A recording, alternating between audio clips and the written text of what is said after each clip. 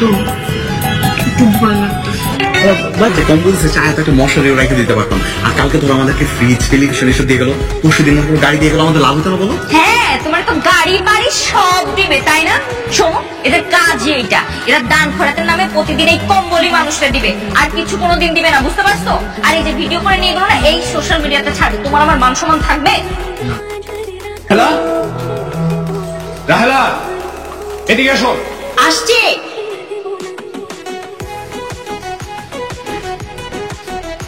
দেখো কি হয়েছে? দেখো,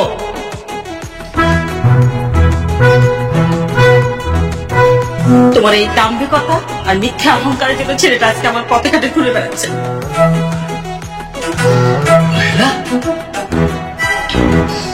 ছেলেকে আমি বড় করবো, মানুষ করবো, আর আমার কোনো চাওয়াও থাকবে না। ও না বলে আমাকে বিয়ে করে ফেলবে, আর এটাও আমাকে মেনে নিতে হবে। এখন যে তোমার মান সম্মান সব যাচ্ছে, এটা মেনে নেবে কিভাবে? হ্যাঁ, প্লিজ তুমি ওদেরকে বুঝিয়ে সুঝিয়ে বাসায় ফিরে নিয়ে আসো, যাও।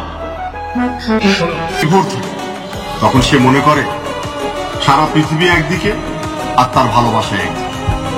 মানে কাল্পনিক জীবন শুধুই কাল্পনিক। আর এইটা বোঝানোর জন্যই তোকে আমি এতদিন মানে বাচ্চা ফকির, তুই আমার বিছানায় কি করিস? এই বিছানায় ওদের কষ্ট দিচ্ছ তুমি, তাই না?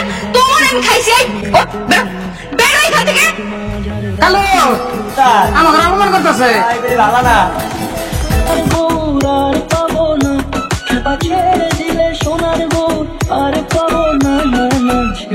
রাইহান, কোথা থেকে এই খাবার নিয়ে আসছে? নোংরা উচ্ছিষ্ট খাবার। এই খাবার খেলে তোমার শরীর খারাপ করবে না?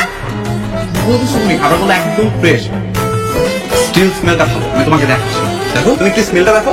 রাইহান, আমার ধৈর্যের বাদ ভেঙো না তুমি।